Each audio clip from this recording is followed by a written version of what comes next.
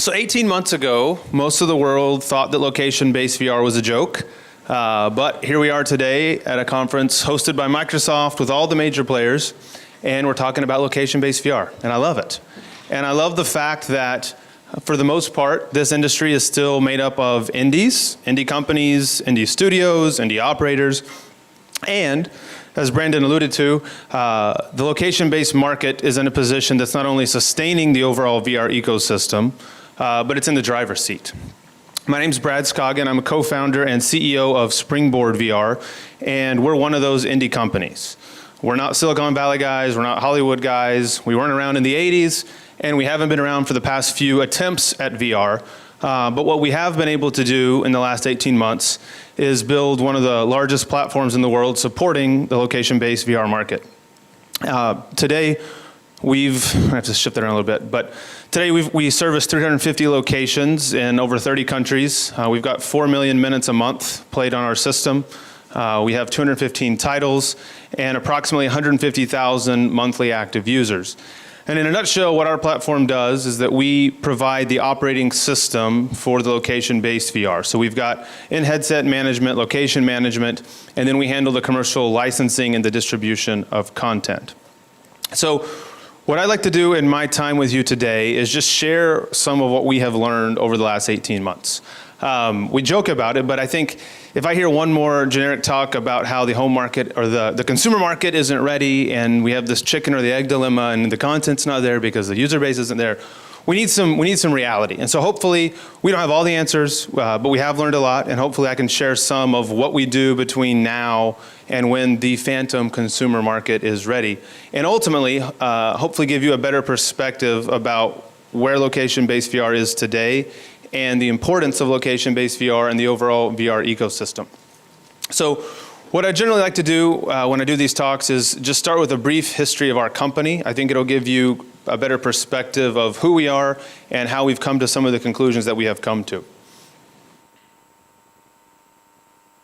There we go. So we are young in the VR world. And even though I think all of us feel like probably 2 years in VR is maybe 10 years in normal business, we got into VR for the first time in the fall of 2016. I'm from Oklahoma. I was back in Oklahoma. I live in SoCal now. I was back in Oklahoma raising money for another business and went to a buddy's house and I put on a VR headset for the first time and was totally blown away by the technology. And I think as I was preparing, just take a second and think about the first time you put on a high quality VR headset and that initial aha moment, the delight that you experienced. And I think it's so important that as this industry grows and we move from the hype into, okay, now how do we make this thing sustainable, that we don't lose that initial excitement about the potential for VR, not just for entertainment, but to change our world. And that's what happened for us. And so my buddy starts sharing with me the applications that were taking place in education, healthcare, and of course entertainment. And our thought was, what is the fastest way for us to get into VR? We want to be a part of this thing. We didn't know much, but we wanted to get involved. So a month later, we opened up an arcade. We decided that was the easiest way to get in, and we had no idea what we were doing. We had about 6 weeks from when I put on the headset to when we launched the arcade, and the whole idea for us was if we can get in and do a good job, maybe we'll have an opportunity to participate in the bigger picture. And so what we said was, if we're going to do this, we need a good location. We got to get in by Black Friday because we don't know what we're ignorant of, and hopefully the holiday rush will cover our mistakes. And we've got to get money really quick. Well, those 3 things happened, and we had about 4 weeks to launch. And so during those 4 weeks, we buy all the gear, and we're working through our systems and processes of how we're going to run a location. And we realized that we're totally screwed because, well, I think we had projected maybe 2 employees to run a 10-station arcade. And when we got the gear, we realized that it was so inefficient to try to get someone in and out of content that the small margin we had projected was totally going to be erased by having to hire more employees. And so we built the very first version of Springboard just to solve our own pain point of employee overhead so that we could survive. And so we ended up having a really good holiday season. We moved into the beginning of last year, and there were a bunch of opportunities for us like we had hoped. But in the background, the software play is kind of percolating. And we're seeing arcades open up all over the place. We're getting on the phone with these different locations and realizing, wow, everybody kind of has the same pain points. There's not a good way to manage the location. There's not a good way to access content. And so we're keeping an eye on that. And it was in March of last year that we decided that we would make a bet on the software company. And at that time, I mean, remember, rewind your mind a little bit, it feels like a long time ago, but at that time, the jury was definitely out on location-based VR. No one was very confident in the future. And so what we said is, okay, if we're gonna do this, let's do it right, let's commit to it. Let's do all this stuff well. There were some solutions in the market, but they weren't fully committed to the solution. But we said, let's do two things. Let's focus on building really good relationships with developers and operators, and then let's become experts in their pain points. So if this whole thing blows up in 6 months, hopefully we've got enough relational capital that we can pivot to whatever's next. So in April of last year, we launched the company with 40 locations, and when we launched the company, we had just the very basic location-based management software solution. So if we can slide that up a little bit. So it's kind of two components to that when we launched. First, we had an in-headset launcher. So it's a 360 Netflix-style launcher. I'm sure you're familiar with it, familiar with something like this now. But the whole idea was that we wanted the user to be able to navigate their experience completely independent of staff help. So whether it's your little kid or your grandma putting on a headset, you can walk away and they can do their own thing. They can get in and out of content, they can see how much time they have remaining, they can call for help, etc. The second part of that would be the back-end management for the operator.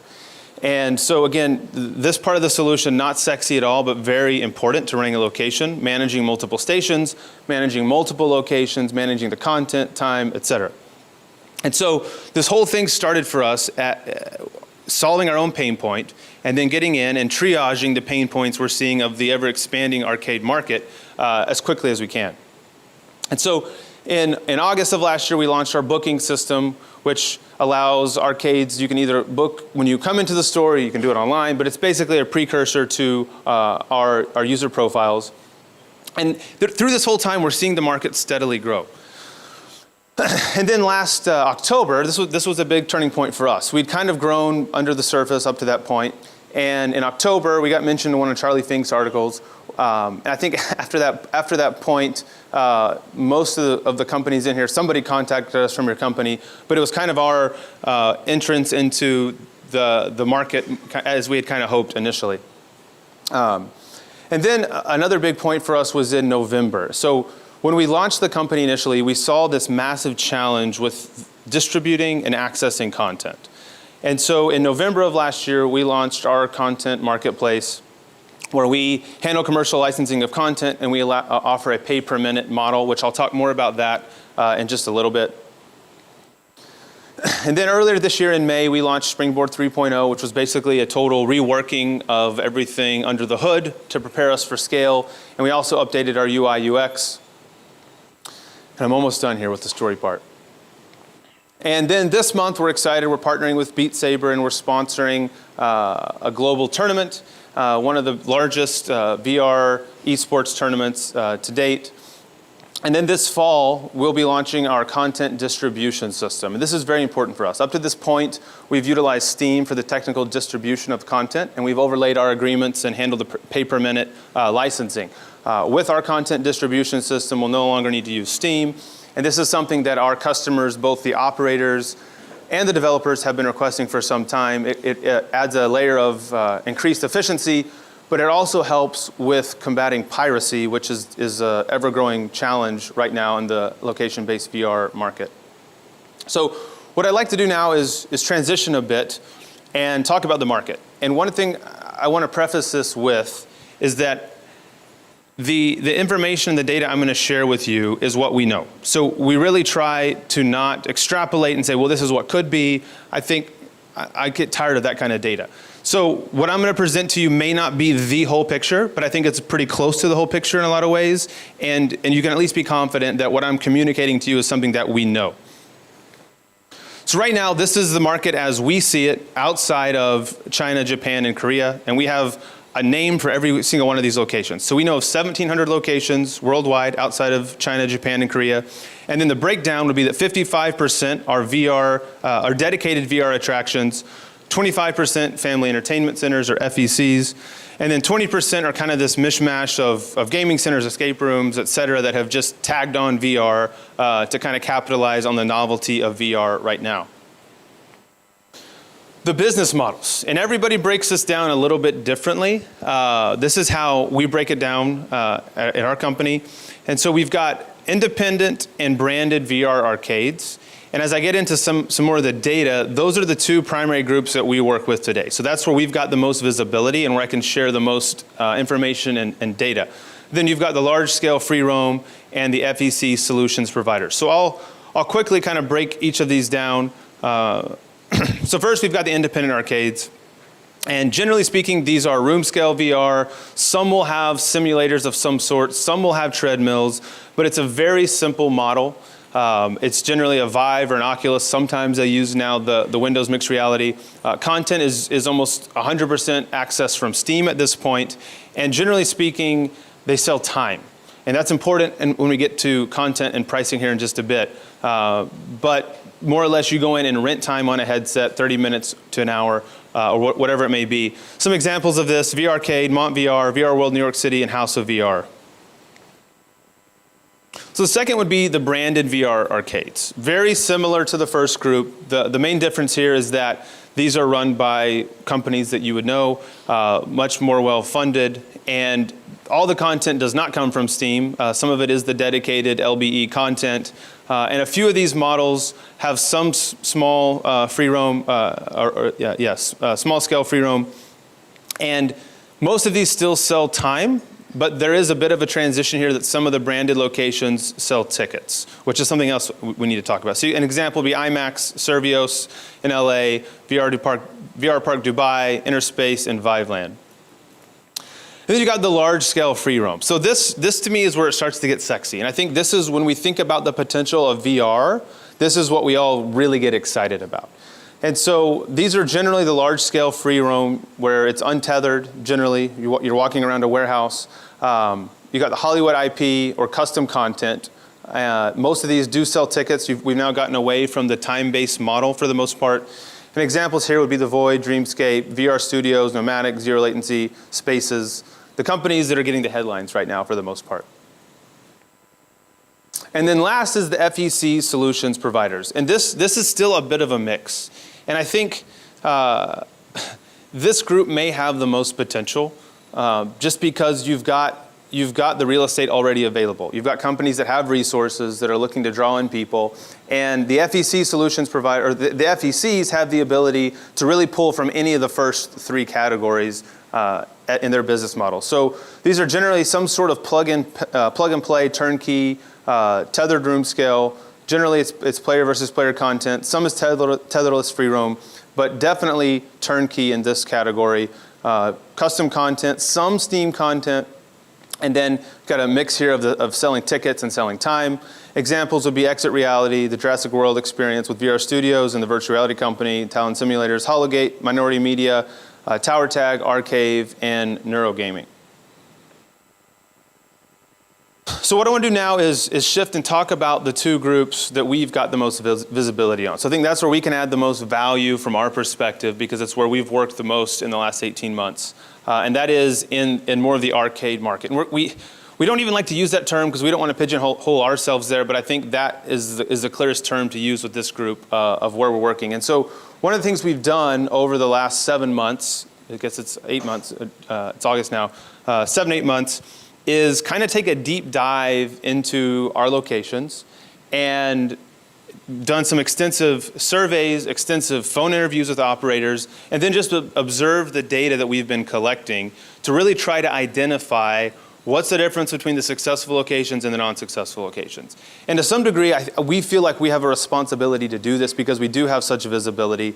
I mean, working with 300 plus locations in multiple countries, it's a lot of different use cases, it's a lot of markets. And so we've had to learn to kind of pivot and service different types of locations, and we've learned a lot from that. So before I get into some of the success factors, I do want to talk about why we believe that the arcades, so 1 and 2 in particular, are important to the overall ecosystem. We believe they're very important. So scale, accessibility, monetization, and feedback. And we'll start with scale. maybe scale isn't the right word. I know scale has connotations and it's relative, and probably the numbers we're looking at right now in location-based VR, most of you would laugh at saying that's not even close to scale. But what's encouraging to me is that there is steady growth. So over the last several months, we're adding 40 to 50 new locations a month just to our platform. And there's other platforms out there. We are one of the larger platforms, but that's just our platform. And what's encouraging to me about that is that you go back a year ago and we were adding 15 to 25. So the growth rate has almost doubled over the last year. And in addition to that, these are generally 5 to 30 headsets per location. But I think it's exciting too that when you look at the 4 categories, the arcade category, and especially the independent arcade category, should be the least likely to have success. They're the least well-funded, the least experienced, but they're seeing the strongest growth there right now from our perspective. And the other side of that coin is that it should be very encouraging that we look at FECs and we look at the large-scale free roam and see, we all believe that's where the real value is long term, but right now, the groups we thought weren't going to be super successful are actually kind of leading the pack. So from our perspective, that should be very encouraging overall. The second part here is accessibility. And this goes from both the operator to the customer. And so it's a very low barrier to entry for these different operators, and we're seeing these pop up all over the place. So it's not just in the big cities, it's in cities with sub 30,000 population, but it's easy for someone to open up a shop, and we're seeing them pop up all over the place. And we truly believe that these arcades, these VR arcades, are the gateway to VR for the masses. And I think as we look at the overall VR ecosystem and the growth of that ecosystem, that's extremely important because most people are going to experience VR for the first time at their local VR arcade.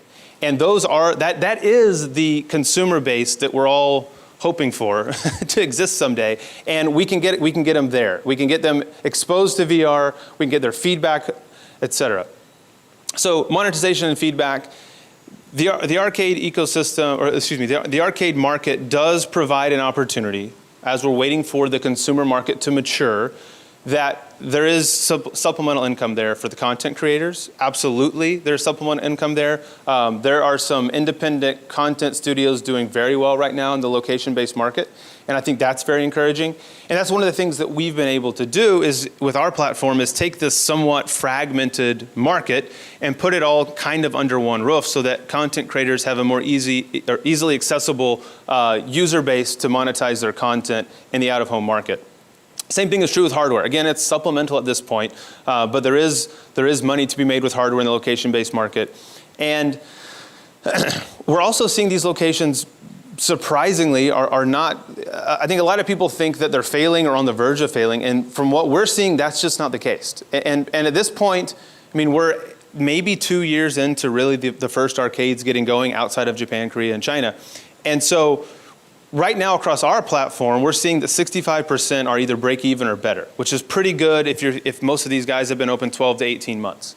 And then, of course, the other value add to the overall ecosystem is the ability for feedback. So content creators have an opportunity, if we're looking at 150,000 users a month on our platform, that's a lot of people getting in content that we can get feedback from. That's a lot of operators, a lot of use cases. And the same thing is true with the hardware and even how these operations are run. Like Brandon was showing how they've learned how you clean off the headsets. And there's so much learning taking place right now. And I think that's got to be the perspective of this part of the market.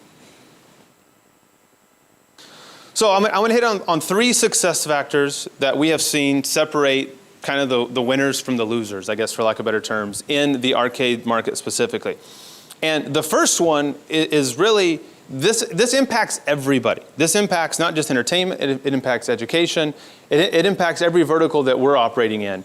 That still to this day, the #1 challenge facing VR that we hear from our operators is that nobody knows what VR is. And I was at a conference recently and someone asked, have we saturated the VR, people with VR? I'm thinking, we haven't even gotten started. Are you kidding me? Like nobody knows what VR is. And our most successful operators, the way that they have become successful is because they've bought a couple extra headsets and got some minimum wage employees and they send them out in the community to do free demos. That should be all of our #1 objective right now. #1 goal is how do we get more people into the high-end VR? Because there's challenges too with the different qualities of VR and people, I've tried that. It's not what it's not up to to snuff. So our profitable arcades report that 95% of the first-time customers have never tried VR before. I think that's a very telling stat. So we've seen them be successful getting people in the door by taking VR to the people. Second thing, and this is not sexy at all, but they report the second most effective marketing is the social media marketing, which, okay, maybe that's pretty, I guess that would be expected. What is interesting, I believe, is where these locations are located. And for us, for example, when we were getting started, we had no clue when we were opening our arcade. And so we thought, well, we've got to get in a mall. We don't know what we're doing. We need the foot traffic. And I think what's encouraging about this is that our profitable locations, only 11% are in malls, and actually 40% are completely freestanding. The rest of those would be, maybe in a strip mall or something. But if we're looking at 40% of our successful locations are able to be totally standalone, that means people are going there specifically for VR. Again, I think that's very encouraging to the overall market at this point. And then the demographic, maybe a little bit surprising. The number one demographic, hands down, from our locations would be families with children. And then right behind that, kind of all equally spread out, would be gamers, novelty seekers, and teenagers. So let's talk about price a little bit, and even kind of how this model has evolved. I've had a lot of friendly arguments with some of the Hollywood studios about the time rental model versus the ticketing model. And right now, what I say is there's just a reality that in this independent arcade market, it is the time model. It is not the ticketing model. And maybe the Hollywood business model, the movie theater model, is actually a better model. That may be true, but entering into this, if you're going to create content for this market with that assumption, it's not a healthy assumption at this point. We're either going to have to educate the existing market that the way they're doing it is wrong, which may be true, or there's going to have to be so much money coming from Hollywood that we all just say, okay, however you want to do it. But for the most part, the reason that it has evolved this way is that in the early days, if we can call it the early days, almost all of the content was coming from Steam, and there was no content that was compelling enough to sell tickets for. And so even the model as it exists today, you go in and rent time, you put on a headset, and then you play 5 to 10 titles during that hour that you're there. So what we're seeing on price, and again, this is very important for our operators as we've been communicating this back to them, is that in the early days, again, most operators were charging closer to $1 per minute, so in the $45 to $60 an hour range. And what we're seeing today, and I always say, I'm just the messenger. We're observing and reporting. So sometimes people, I don't know, you're driving prices down. Oh, I'm just telling you what we're seeing. Our successful locations, without a doubt, are sub 50 cents per minute. And most of those are in the $20 to $25 per hour range. And so what they found is you've got to put prices at a point where you're driving people back 1 to 2 times a month rather than 1 to 2 times per year. And the one caveat to this as prices drop is that we've seen you've got to have a minimum of 8 stations, and really it probably should be a little bit higher than that. We may revise that soon. But in order to take advantage of the peak times on evenings and weekends, you've got to have at least 8 stations to get the utilization where it needs to be. Okay, content. This is my favorite part of this. I love to talk about the content. So first, our perspective, and again, I don't want to ruffle feathers. Our perspective is that today, content is not driving people to these locations for the most part. Okay, there's Beat Saber has an opportunity, the Jurassic Park thing has an opportunity, but overall, it's not content that's driving people to locations. And just as an example, who in here goes to the movie theater to experience the technology of a video being played on a massive screen?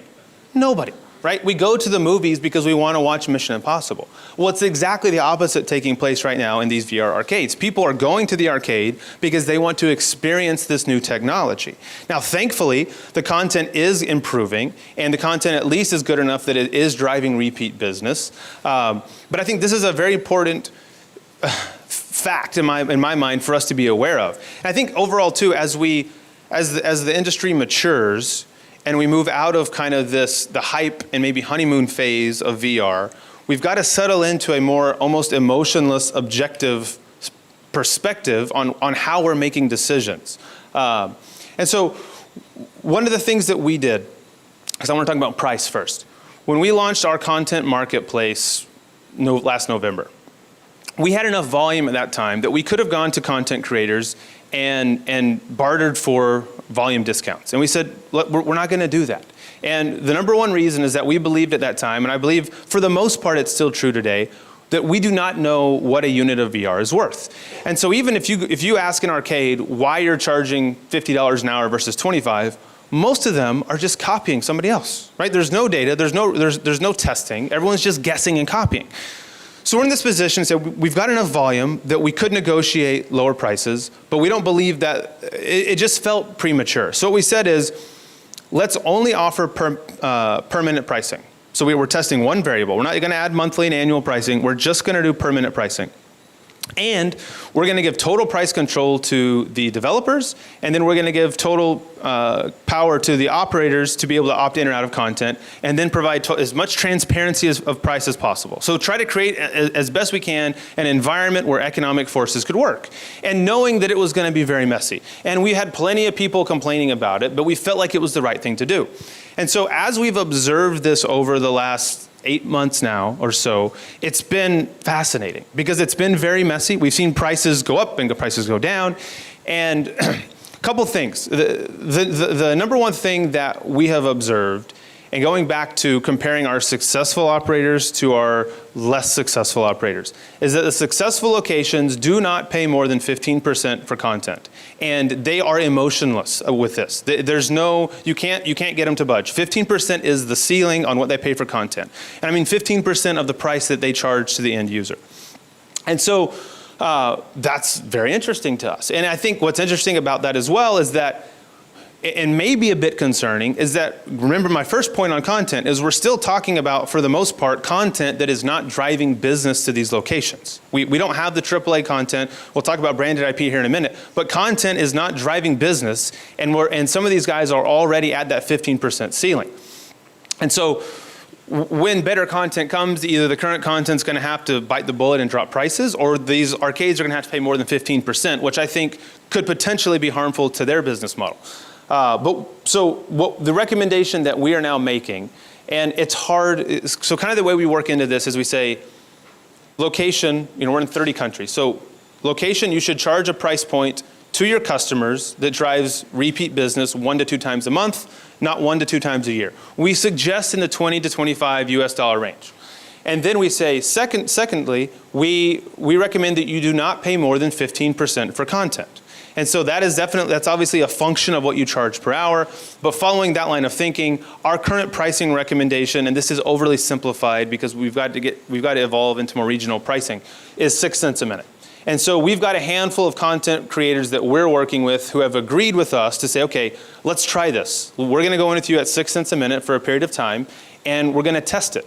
And that's our whole goal. That's our whole pitch to these guys is, look, it's actually better for us if the prices are higher.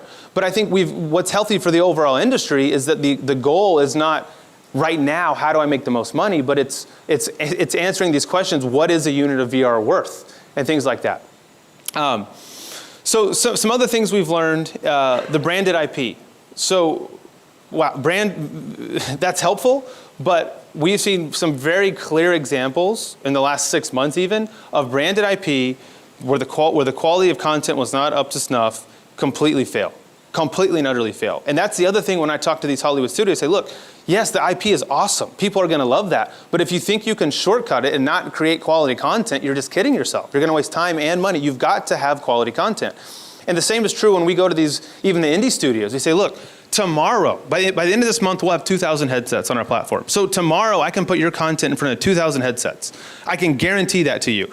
But if the content isn't good, it's not going to get played, and there's nothing I can do about that. And it doesn't matter how much marketing you do and how great the brand is that you've got associated with it. Overwhelmingly at this point, our locations do prefer the per-minute pricing model. And there's 2 reasons for that. Number 1, right now, most locations are offering multiple titles. So you see the profitable locations are offering about 30 titles. So in order for them to be able to offer 30 titles across 10 headsets, paying for that on a monthly licensing fee is just too expensive. The per-minute pricing model allows them to just pay as they play.